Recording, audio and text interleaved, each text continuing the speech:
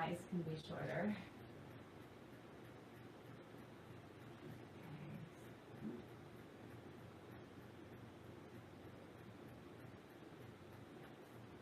Okay, so this was what our shape would look like as we had done before. We would be rotating about this line here. So 2, 4, 5. And then we would be making our sketch again. So this one doesn't have to go as high. We could say 1, 2, 3, 4. All right. And then what will be going on is, like before, we'll have an ordered pair at 0, 0. And then this is in 2s now. And so 1, 1. And then 2, 4.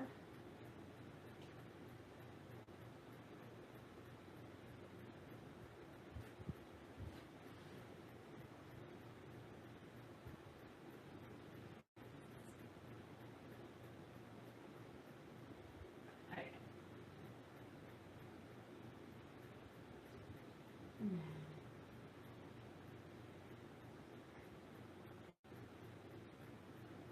So then we would have this region right here. That's the area under the curve, something like that. And then we'd have our mirrored region would be over here. So we would have it at the 10, which would be here. And then again, totally out of out of scale. So it would be about here, and it would be kind of going down like this and down like this.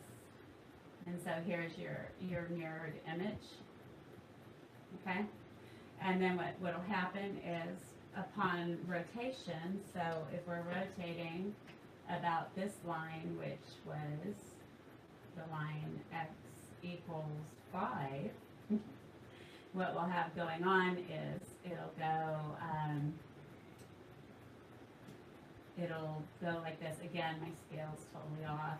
I mean my scale in the deal. So it would be a solid that looked, something like this.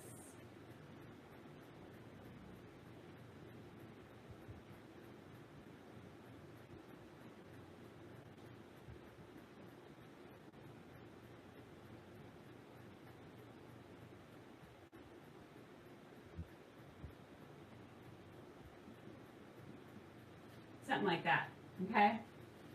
So, here we go.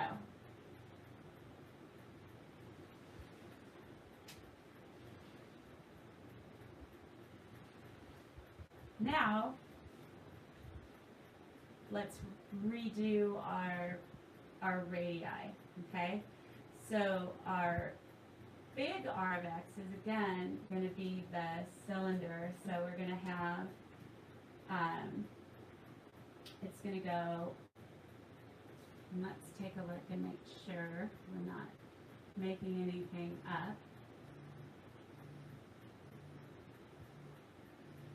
So now what we'll have is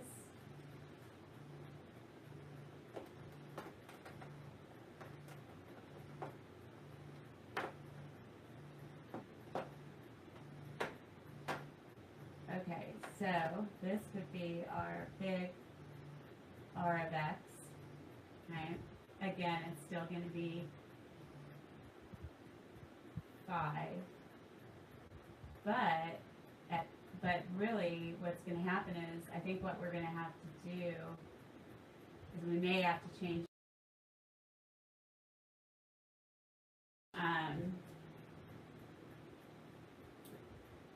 yes, that's so this one's we're going to have to change in terms of y. So it's not R of x, right? It would actually be an R of y, because we're doing this about a vertical line. In the shell method, which I really like a lot, I think it problems like this are a little bit easier, but that's okay. We'll check it out. So anyway, when we are looking at some function of y, it would no longer be, in fact, I'm going to erase this stuff because what will happen, it's going to be a different, will it be a different measure? We'll leave that for now. And we'll change this one into a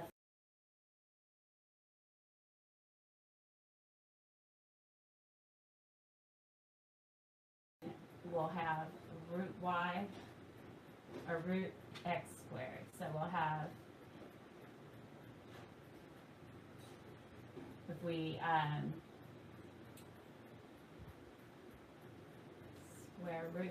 square root both sides, and we'll have root y is equal to x. And yes, it's really plus or minus root y, but we'll just, in the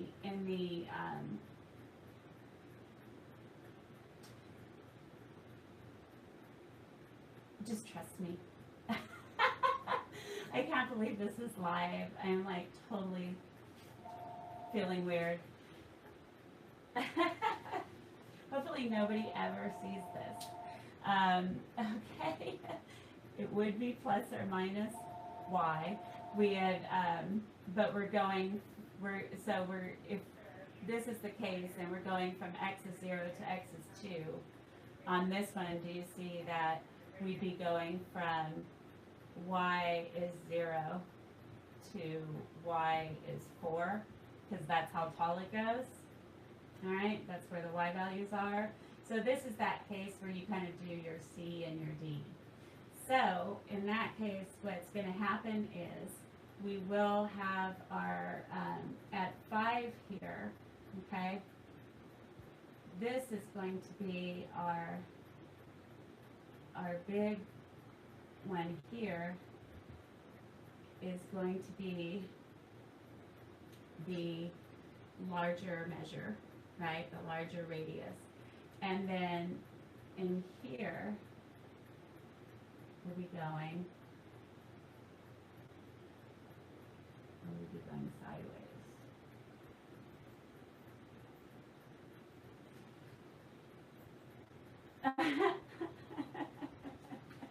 Okay, I hope it's not making too much sense because I like feel like I keep screwing up, you know? Okay, so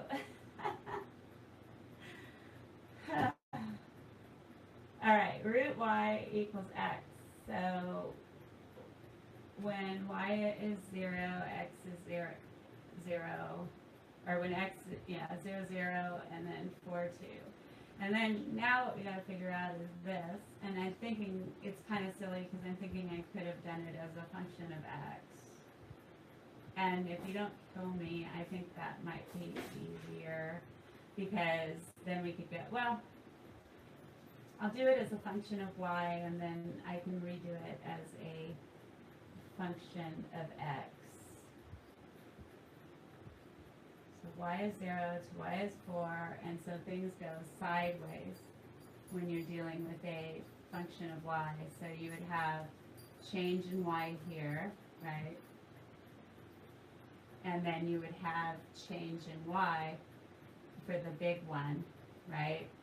Which would be this one down here, and it would be like this. So I'm going to erase this one because I had it. We're good. We're good. Thank you, Hypnotic Gamer. You're awesome. All right, so now this is going to be, remember, y is a function of x, so it's like taking the line, x equal to 5 minus x equal to 0. So big R of y is still 5, okay? And then little r of y, which would be the change at any given time. I'm going to color over this one. It would be the change at any given time, okay, going from this little, change in y rectangle. So remember, when you're doing function of y, you do rightmost minus leftmost to get the measure. Okay, I'm feeling it now. I'm coming back.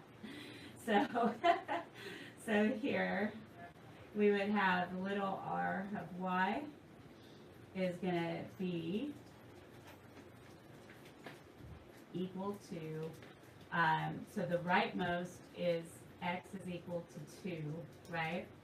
So we would end up having 2, and then minus, what would we have? A function of y, we would have root y.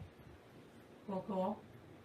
All right, and we don't need to worry about the plus or minus, because on the interval from 0 to 4, isn't y always going to be positive, right? And in fact, you know, and x, I'm sorry, the important one really would be x is going to be positive. Okay, so here we go. When we have the, and just tell me if I get too low, but the setup for this would end up being, and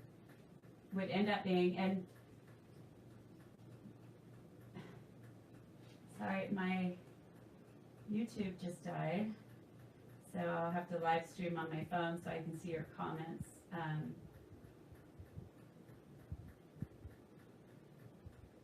The way I'm doing it right now, I couldn't see the comments, so I'm going to depend on the phone. Which, of course, I now have to turn the volume down on.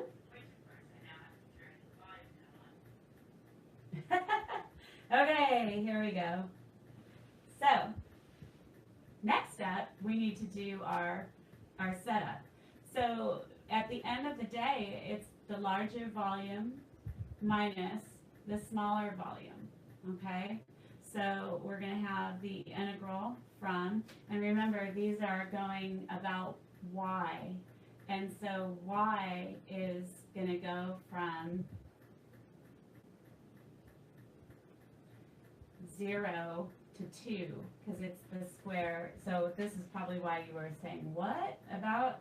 Yeah, y is going to go, no, from 0 to 4. It's just my sketch. 1, 2, 3. It should have been up here. Okay, it should have been taller.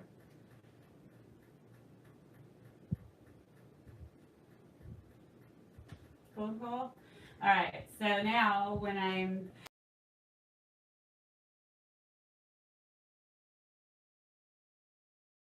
volume is just 5.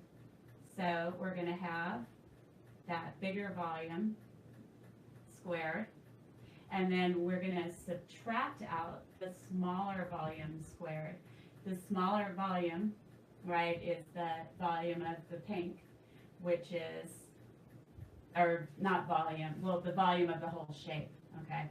So we're going to subtract out that measure at any given time that the function of y is for the pink shape, which is 2 minus, I'll write it as y to the 1/2, and that's going to be squared, and then it's going to be with respect to y, okay? So, you know, just working it out, I guess what I can do is, let me see how well this works out. Let me see that. So then this would end up being the integral from 0 to 4 of 25 minus, it'll be a positive 4, right? And then plus, because I'm flipping the sign, we'll have 4y to the 1/2, okay? I'm just doubling the product of the ends. And now, the last one will be plus y to the 1/2 squared, which is 1, dy. And then now what I'll do is, I guess I'll, you know, we can finish it pretty quick. I'll box this off. And so if we go here, what will happen is we'll have, let's see, 25 minus 4 is 21. So we'll end up with 21y I'm integrating as well now, so those are taken care of. And then if I do integrate 4y to the 1/2, I'm going to have plus 4y to the 3/2 divided by 3/2, right? And then plus y squared over 2 evaluated from y is 0 to y is 4.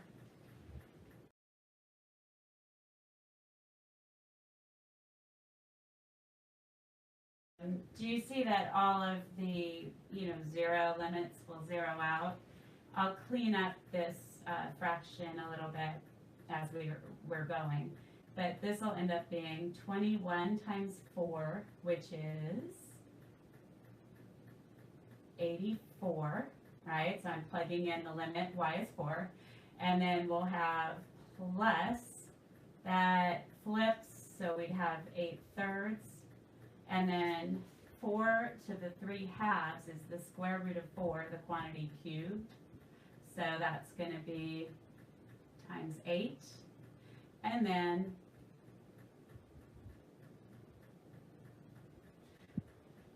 we'll have, let's see, and I don't have any, and then we'll have plus 16 over 2. Sorry for the board organization or lack thereof. I shall definitely be more careful with my space.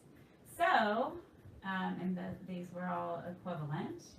All right, so, okay, so anyway, this is 8, right? So 8 plus 84 is 92. And then we're going to be doing plus 64 thirds, which, seeing how much lower I can go, is going to be, let's see, if I multiply 92 by 3, I'll get 6 and then 27, 276. Hopefully that sounds okay. 276, and then plus 64. I'm sorry, I gotta write it. 276. All right, because 276 plus 64 is 10, 14, 340. So that'll give us 340 thirds cubic units. Hopefully we can see all that. All right.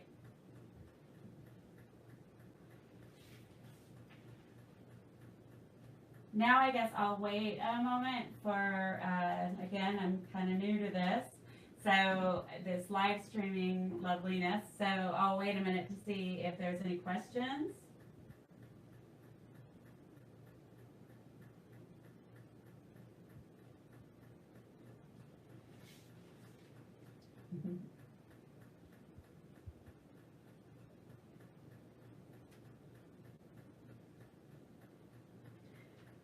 Okay, I don't see anything popping up, so I'm going to go ahead and erase this one, and I guess I'll just work some problems and we'll see how it all goes, okay? So I think it'll make my life a little easier if I use the Windex. Ooh, nice and smeared.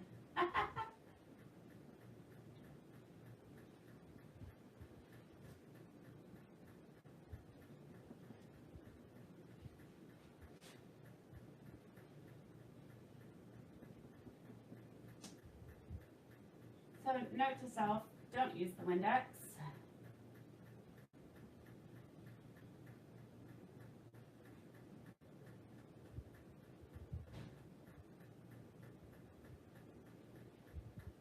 Okay, so I just got a message saying video. What does that mean?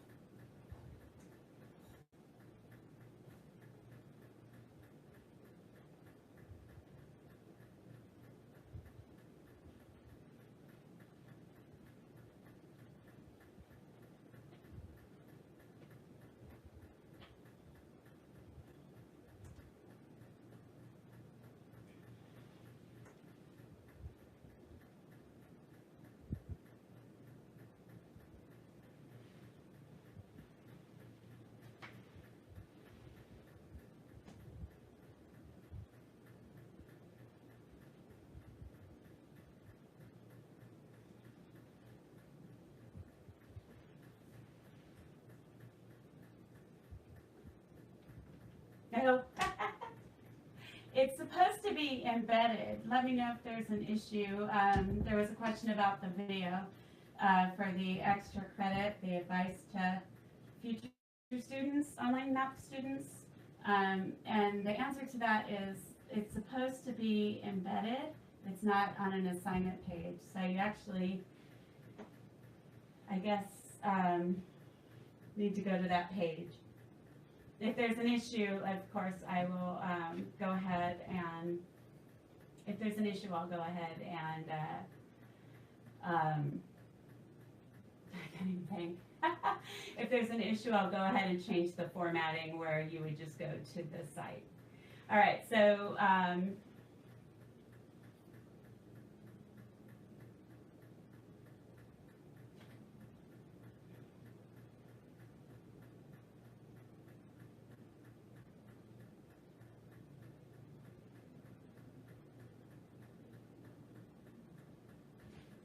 I think I just turned off my live chat on my end. Here we go. Okay. Yeah, I know. It's called Class Intros. I'm still learning the program. Go ahead. I'll change the name on it. Go ahead and just do it on Class Intros. So I guess I'll just work a few problems. I don't know if anybody, I see Kat's on. Kat, any particular questions about integrals? I don't know. I'll just go ahead and work some. Or if you're using pattern recognition, that's going to be the inside function. So, for example, if you have something like, say,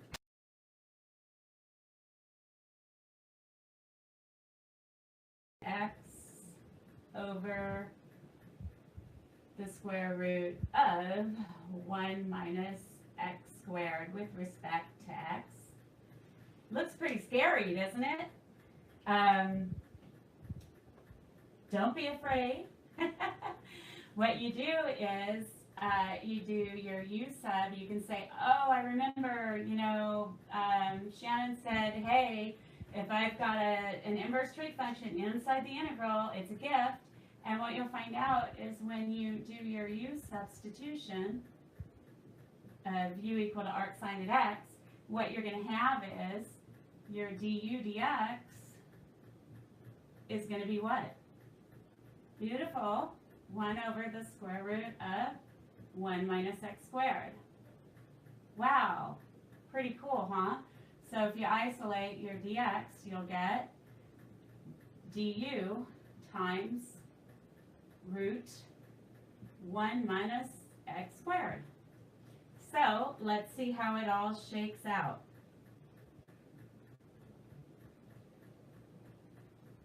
Trying to add the chat again. Okay.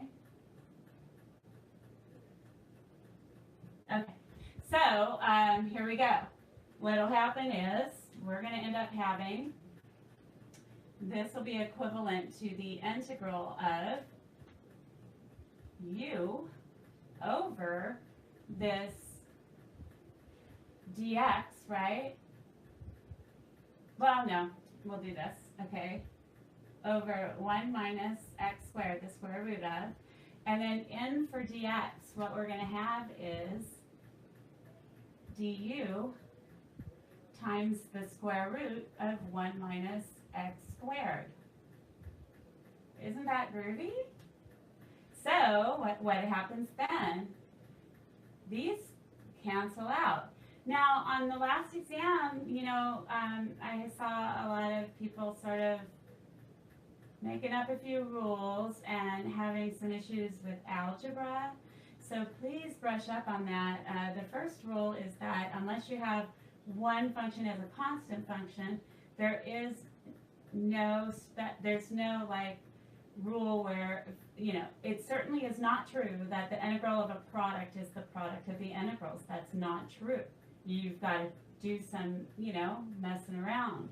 Like a lot of people on the test, I'm sure it was just panic, but broke this one up into the integral of arc sine at x over the integral of root 1 minus x squared.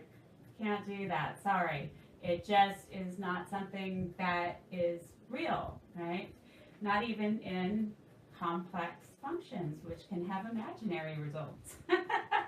All right, so here we go. This, in turn, becomes just the simple integral of u with respect to u. Groovy, huh? And then, completing that, we would get 1/2 u squared plus c. Don't forget the plus c. And then that, in turn, is going to give us what? Our u was arc sine at x. So we'd have 1/2 arc sine squared at x. Or you can put parentheses around the arc sine, and then, of course, our plus c. And then you're good to go. Cool, cool? Okay, so again, I am looking for the comments.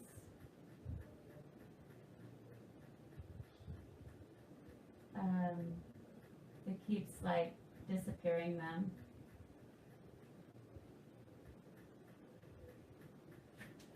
Maybe if I'm in the other way, the other direction, it will be better. I don't know. Anyway, okay. I'll go out of full screen and then I can see it. Okay.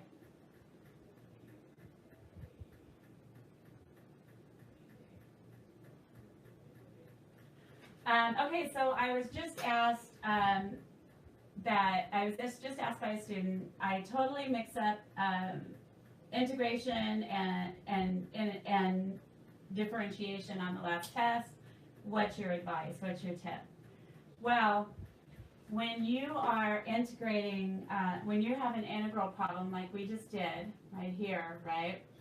The only time at this stage in your math life that you're going to be differentiating is you're going to be just differentiating what your U sub is. And if that was the correct U sub, then what will happen is your variable portion, right, which was this one, will divide out. If it wasn't all of that, right? When you plug in your du, right, your variable portion should divide out. And if it doesn't, then you try something else. It's okay. Just use pencil.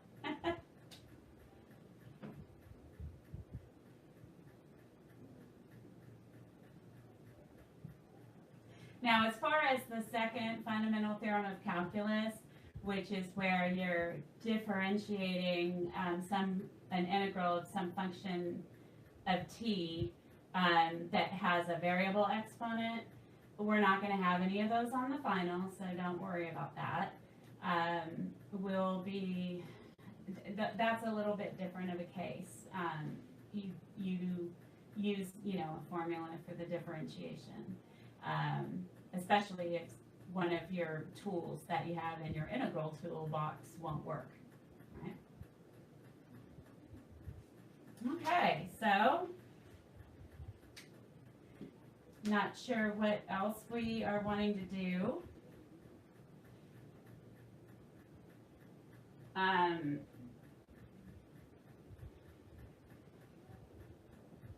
It's probably best if you throw some questions at me, or types of things you'd like me to work on. Otherwise, I'll just be making up random problems.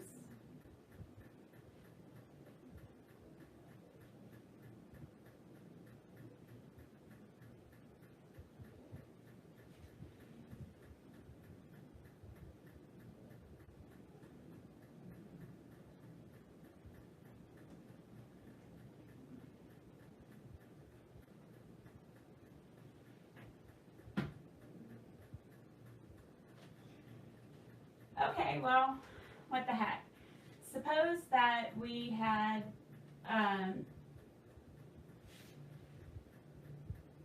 sorry, hang on one second. Hey, I'm doing my first live stream. You should go on my YouTube channel. Yeah, go on my YouTube channel. It's MacChick MC. Yeah.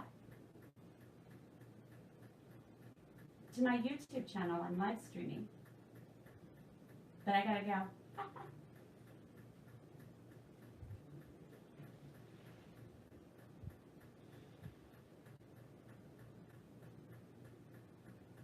Natural exponents, the natural exponential function. So, okay, not sure if we're looking at differentiation or integration, but remember that the integral of e to the x dx is just e to the x plus c. And then the other groovy thing, which can be kind of confusing, is the derivative with respect to x of e to the x is equal to e to the x. Now, if there's some function of x here, right, you would have something like the derivative with respect to x of e to some g of x, right? Well, that's just going to be your e to the g of x, or u if you prefer, times g prime at x. So that means here, what's going to happen is if you have the integral of e to some function of x times g prime at x, right, dx, that in turn is going to equal to e to the g of x plus c. Okay? So, all right, now that we've got that down, if we take a look at a problem, right, let's say you had something like, I don't know, suppose we had the integral of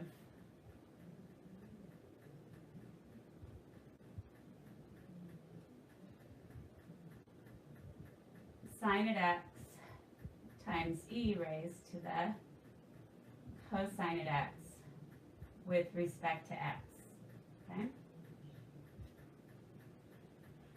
So here, all right, well, what do you think? Well, one of the, smart things to do on something like this would be to try doing a U substitution that consists of the power, or the exponent of the base e. And so then when you're differentiating, what do you get? Beautiful, negative sine at x, right? So if you isolate your dx, we'll have negative du over sine at x.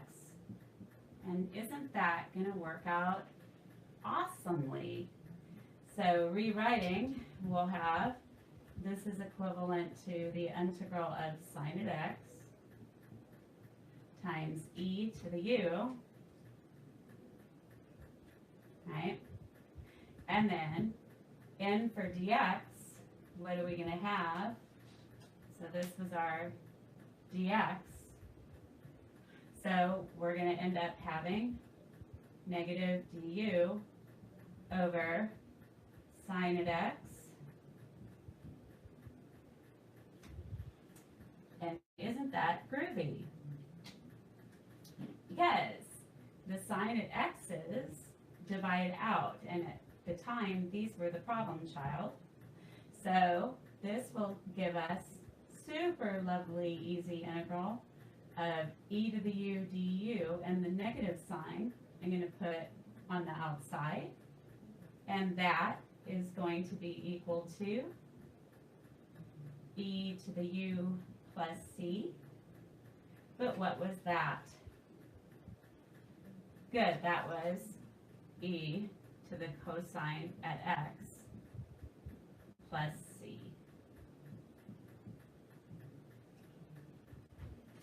What do you think?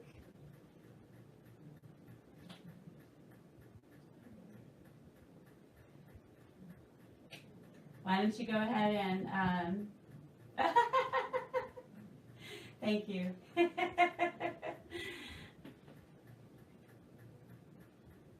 Okay, so I'll get rid of this one. And if you can, while I'm endlessly erasing the board, maybe you can think of some more problems or topics.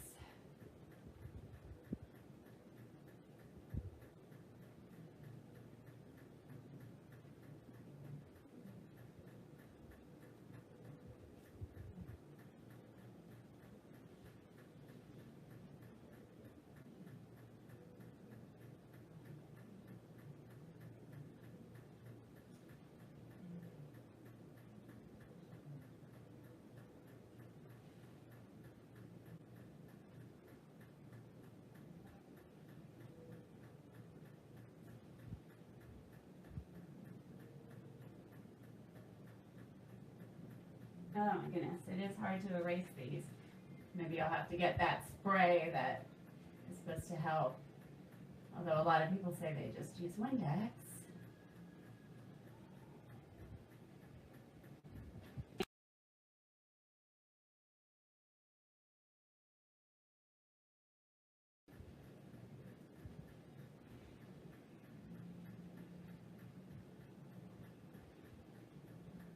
Okay. Differentials. Okay, extrema and points of inflection to do with exponentials. So, okay, so let's say you had something like, I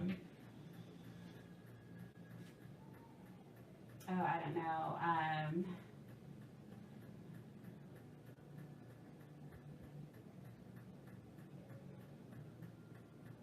find the,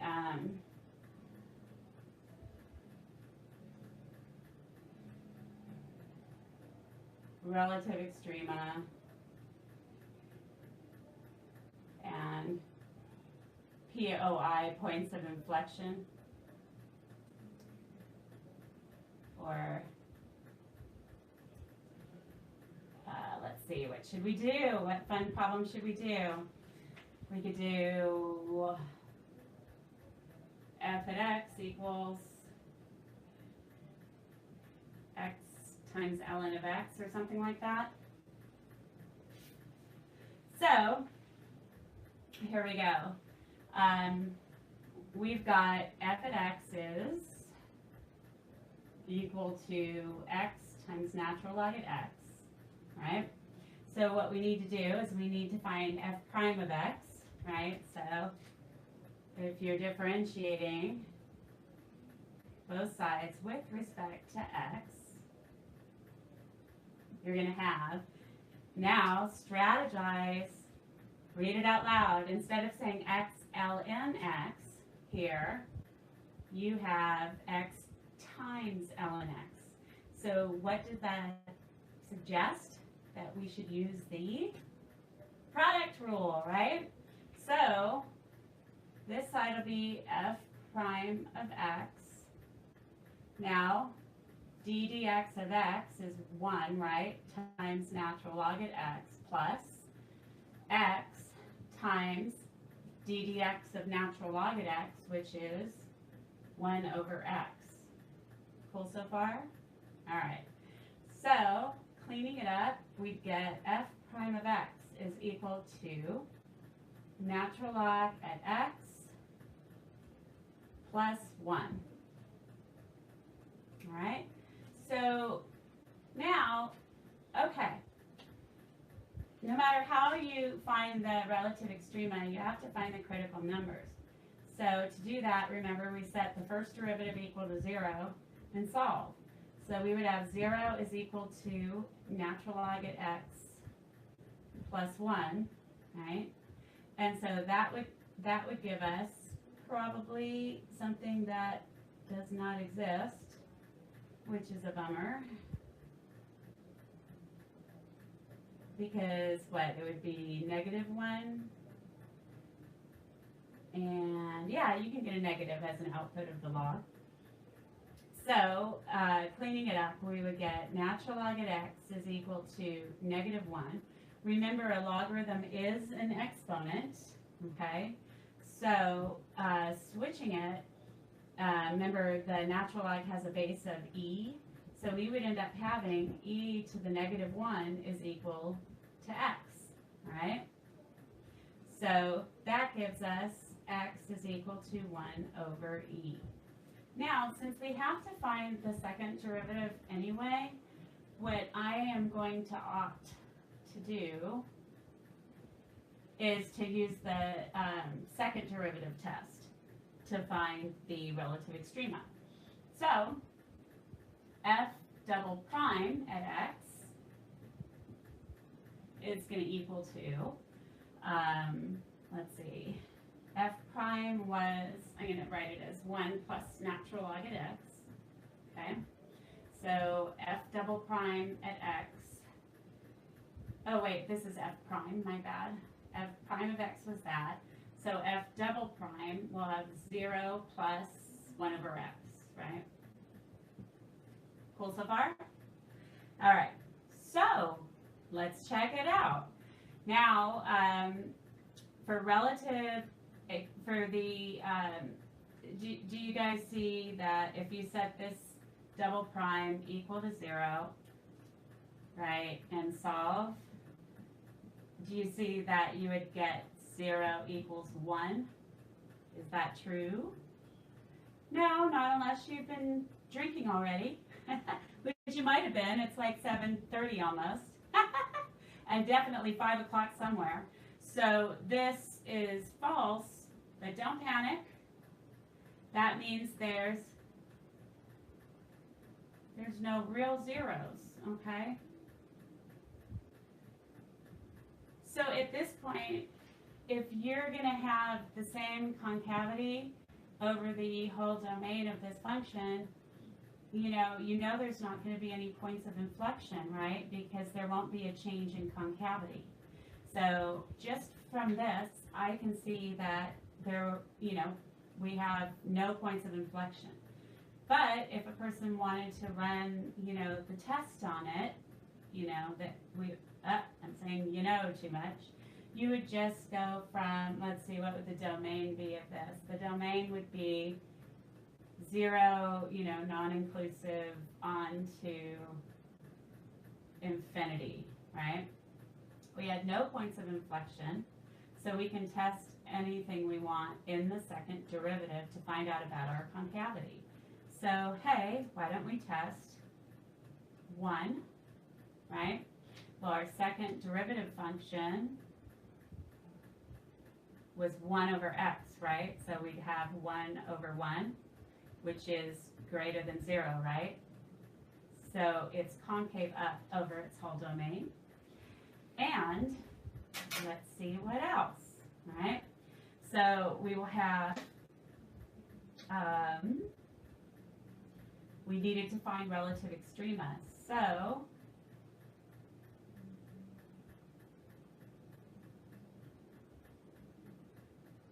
you just write that.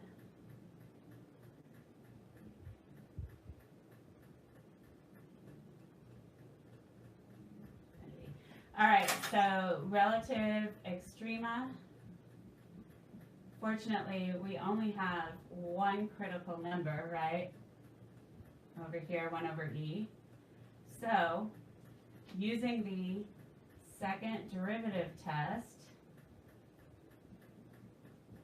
you just plug in your critical number from the first, setting the first derivative equal to 0 into the second derivative function. So f double prime at 1 over e is equal to 1 over e, which is just e, which is greater than 0. And so what does that mean? That means that your graph is concave upward where you have a critical number. And so that implies there's a relative minimum, right? So critical number, upward curvature, right, would be relative minimum. To find the relative minimum, what do we have to do? We have to plug it into the original function.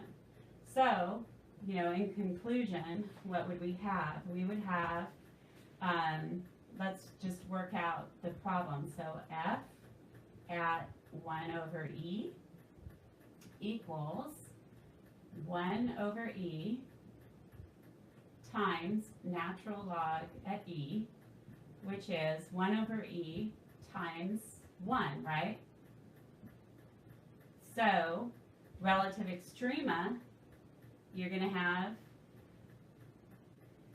behind. So we'll have a relative minimum at, let's see,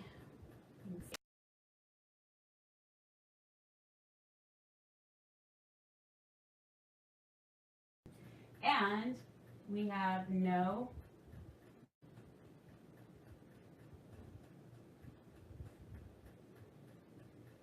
points of inflection.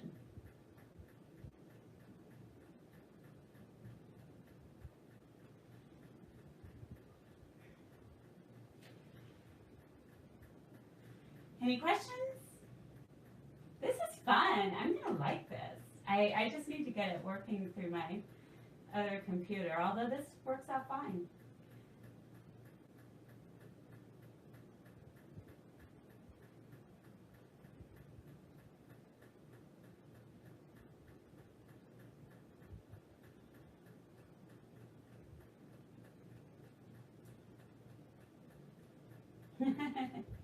All right, so I guess I can erase this one. I don't see any questions. And then I can do one more today, and then I've got to finish my grades for my linear algebra class, so I'm going to have to leave you.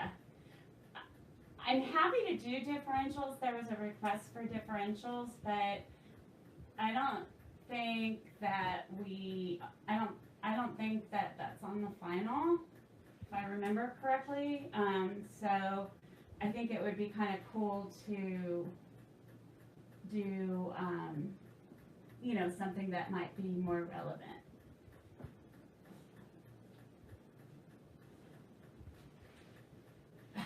God, you really have to push down. I'm going to have to get my husband in to erase boards. All right, so.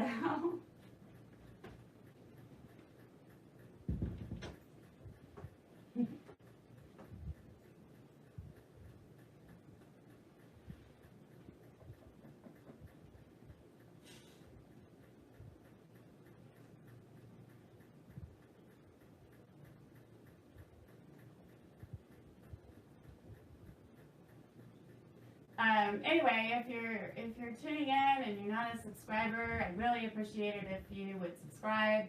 I think I can do more stuff if I have 1,000 subscribers, and I have 600 something, so that would be awesome. And I thank my current subscribers.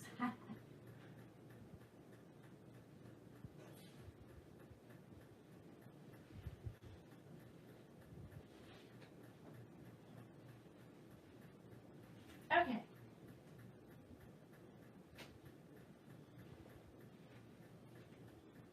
I'm going to go ahead and do a problem that's always kind of fun.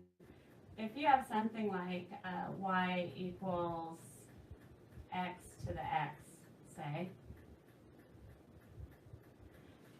and a lot of people, I've often put this in the final, so if you're still listening, I'll give you a little, I don't remember if I did it this time, but I have in the past. I honestly don't remember if I did it. So here we are. For a problem like this, a lot of people are tempted to use, you know, your general power rule by, you know, doing x times x raised to the x minus 1. But the problem is that we don't know what x is, and for that definition to work, you need to have a rational number. So here we go. what we're going to do is, if you apply ddx to both sides, oh wait, I lied, I'm sorry. What we need to do is first adjust it where, let's restart it here. Okay, what we need to do first, so we have y is equal to, we said x to the x.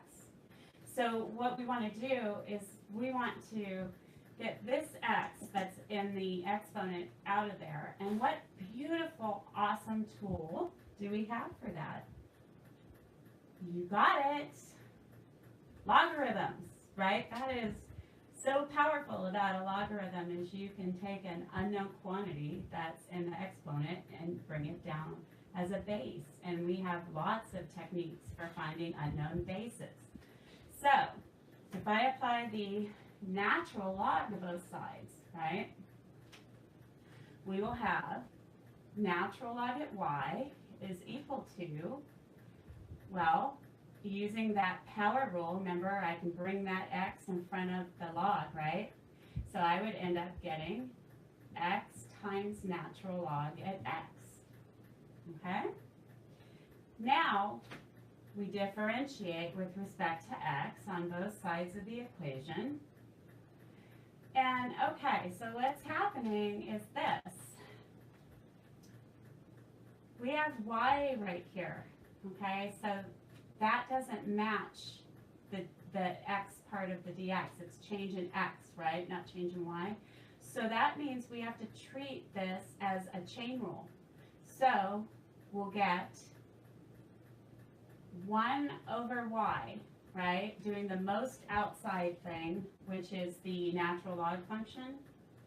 But isn't the derivative, and then we're going to get d dx of y, which of course is just awesome, dy dx.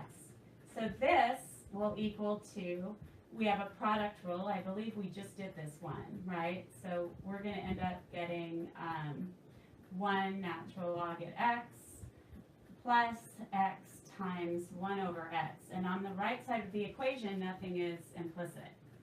So this gives us y times dy dx is equal to, I'm going to switch it around, 1 plus natural log at x, right? And then what do?